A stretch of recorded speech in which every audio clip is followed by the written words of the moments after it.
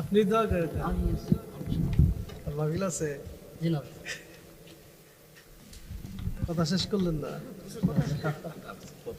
কথা শেষ করেন বলেন কিছু বলেন আমি আমি শুধু দোয়া করবো না বলেন বলেন আচ্ছা আমি সংক্ষিপ্ত বলতেছি আচ্ছা হুজুর যেহেতু বসছে আমি 5-6 মিনিটের ভিতরে শেষ করতেছি। 1 নাম্বার কেউ মরতে চায় না, ইয়াদ আছে তো? 2 নাম্বার হলো কেউ বৃদ্ধ হতে চায় না, আল্লাহ বলেন বৃদ্ধ হইতে হবে। 3 নাম্বার হলো পৃথিবীর কোনো মানুষ চায় না সে খাটো হোক, সবার উপরে থাকতে চায়। আল্লাহ বলেন জান্নাতে এটার আফসোস পোড়া করব, কমপক্ষে আদম নবীর মতো বডি বানাবো। সুবহানাল্লাহ।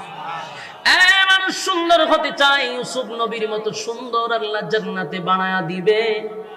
মানুষ কণ্ঠ চায়, দাউদ নবীর মতো কণ্ঠ দিবে। সুবহানাল্লাহ। মানুষ রাজত্ব চায়, রব্বে কারীম বলেন জান্নাতে কমপক্ষে এই পৃথিবীর 10টা পৃথিবীর সমান রাজত্ব দিব। যুবক ভাইয়েরা, এরপরে মানুষ কি চায়? মানুষ বিবি চায়, আল্লাহ বউ অনেকগুলা দিব। সুবহানাল্লাহ। দুনিয়ার বউয়ের মতো নয়, ঝগড়া করবে না, অভিমান করবে না। আল্লাহ বলেন অসংখ্য বিবিরা তোমাদের পাশে থাকবে, কেউ কোনোদিন তোমাদের সঙ্গে ঝগড়া করবে না। সুবহানাল্লাহ। সব পূর্ণ করবে, আমার নবীর মতো চরিত্র দিবে। এক একটা নবীর এক একটা গুণ দিয়ে আল্লাহ জান্নাতে ঢোকাবে। আর আমার নবীর গুণ আজিম, আজিম চরিত্র আমাদের মধ্যে চলে আসবে। সুবহানাল্লাহ। ওয়া ইন্নাকা লাআলা খুলুকিন আযীম।